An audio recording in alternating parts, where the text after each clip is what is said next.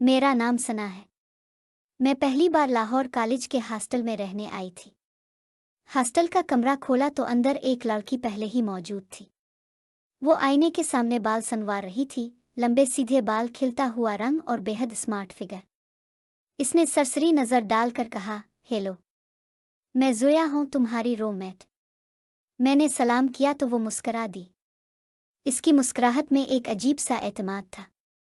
कुछ दिन बाद मैंने नोट किया कि ज़ोया बहुत बोल्ड है।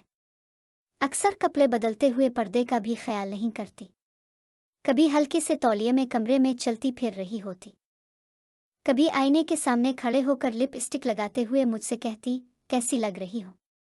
मैं झिझक जाती, मगर दिल के अंदर एक अनोखी कशिश महसूस होती। एक दिन शाम को पार्टी थी।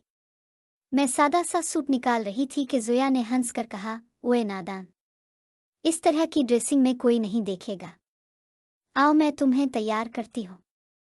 इसने मेरा हाथ पकड़कर आईने के सामने खड़ा किया, मेरे बालों में बुर्श फेरने लगी और हल्का सा झक कर कान में सरगोशी की, तुम्हें पता है, तुम्हारे अंदर एक हॉट डोल छपी हुई है।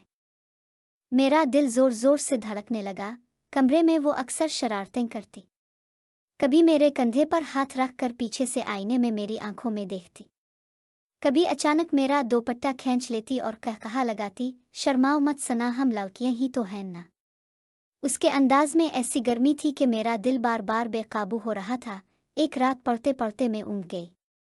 ज़ोया मेरे करीब आई और मेरे चेहरे के करीब आकर बोली, इतनी प्यारी आंखों वाली लड़की इतनी बोरिंग क्यों है। इसकी सांस मेरे रुखसार को छू रही थी। मैं घबरा कर सीधी हो गई, मगर वो हंसी और कहा, रिलैक्स, मैं तुम्हें कुछ नहीं खाने वाली। मेरे दिल की धड़कन और तेज हो गई। मेरा दिल सोच रहा था कि शायद ज़ोया मुझ पर फंदा है। लेकिन कुछ दिन बाद हकीकत खिली। वो मुझे हंसती हुई बोली, असल में सना, मैं चाहती थी तुम्हें अपने भाई से मिलाऊं। वो बाहर से आया है और मुझे लगा कि तुम दोनों एक दूसरे को पसंद आओगे। मैं दंग रह गई। जो कशिश में समझ रही थी वो दरअसल ज़ोया की एक चालाकी थी।